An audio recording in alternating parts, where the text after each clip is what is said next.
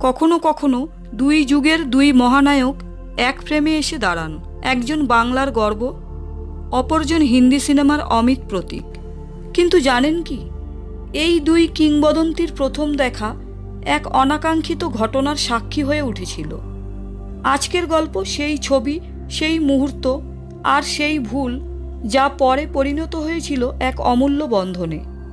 হিন্দি ছবিতে উত্তম কুমার সফল হননি এ কথা সত্যি, কিন্তু চেষ্টা তো করেছিলেন।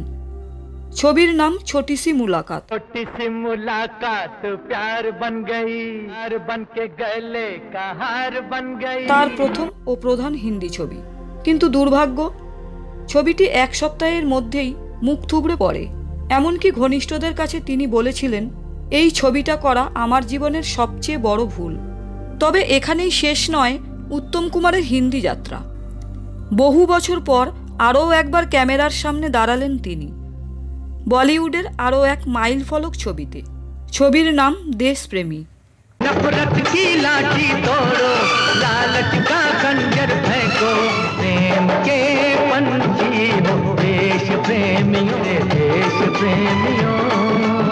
পরিচালক মনমোহন দেশাই, এবং তার পাশে তখন দাঁড়িয়ে এক তরুণ, ওই সময়কার বলিউডে উজ্জ্বল এক তারা, অমিতাভ বচ্চন।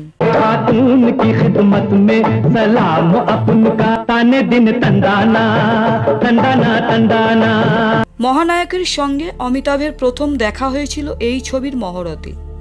উত্তম কুমারের পা ছুঁয়ে প্রণাম করেছিলেন অমিতাভ বচ্চন। সেদিন আড্ডা চলেছিল দীর্ঘক্ষণ, গৌতম কুমারও ছিলেন পাশে।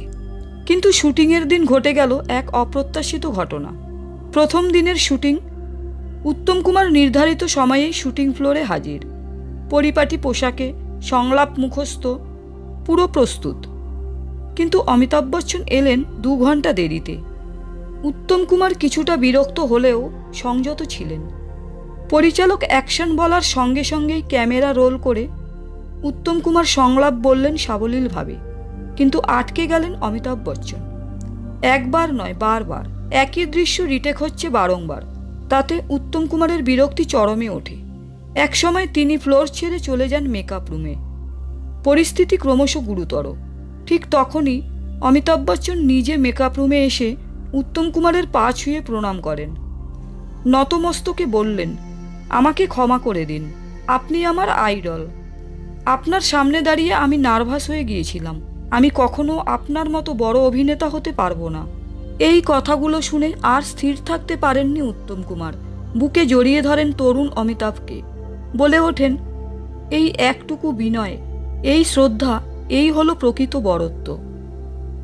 কিন্তু কি দুর্ভাগ্য, 1982 সালে যখন দেশপ্রেমী মুক্তি পেল, ততদিনে উত্তম কুমার আর ছিলেন না। তিনি এই ছবি শেষ করেই যেতে পারেননি।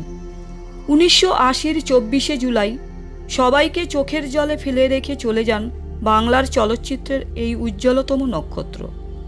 উত্তম কুমার ও অমিতাভ বচ্চনের এই অজানা গল্প আজও রয়ে গেছে চলচ্চিত্র ইতিহাসের এক অনুচ্চারিত অধ্যায়ে, যেখানে আত্মসম্মান আর শ্রদ্ধার মিলনে তৈরি হয়েছিল এক অলিখিত বন্ধন।